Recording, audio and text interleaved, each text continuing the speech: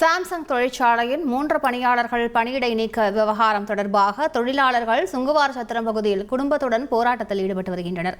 இது தொடர்பான கூடுதல் தகவலை செய்தியாளர் பத்மநாபன் வழங்கி கேட்கலாம். பத்மநாபன் அவர்கள் என்ன வலியுறுத்துகிறார்கள், எவ்வளவு குடும்பத்தார் இதில் பங்கேற்றிருக்கிறார்கள், முழு விவரங்களை பதிவு பண்ணுங்க பத்மநாபன். காஞ்சிபுரம் மாவட்டம் ஸ்ரீபெரும்புதூர் அடுத்த சுங்குவாசத்திரம் அருகே சாம்சங் தொழிற்சாலை இயங்கி வருகிறது.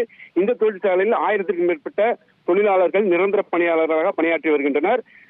தொழிலாளர்களின் நீண்ட போராட்டத்திற்கு பிறகு சிஐடி தொழிற்சங்கம் பதிவு செய்யப்பட்டதாக அரசு அறிவித்தது.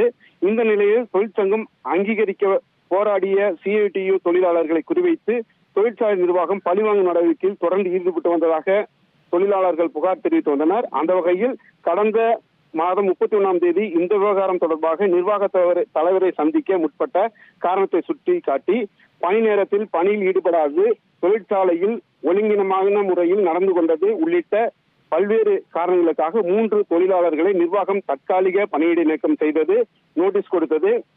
பணியிடை நீக்கம் செய்யப்பட்ட தொழிலாளர்களை மீண்டும் பணிக்கு சேர்க்க வலியுறுத்தி தொழிலாளர்கள் மீது நிர்வாகம் மேற்கொள்ளும் பழிவாங்கும் நடவடிக்கையை வலியுறுத்தி தொடர்ந்து 13 நாட்களாக வெயிலிலும் பணியிலும் உள்ளிருப்பு போராட்டத்தில் தொழிலாளர்கள் ஈடுபட்டு வருகின்றனர்.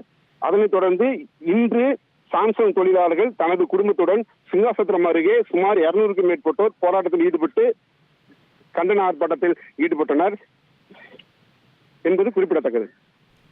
விரிவான விவரங்களுக்கு நன்றி பத்மநாபன். செய்திகளை உடனுக்குடன் தெரிந்து கொள்ள உடனே சப்ஸ்கிரைப் பண்ணுங்க.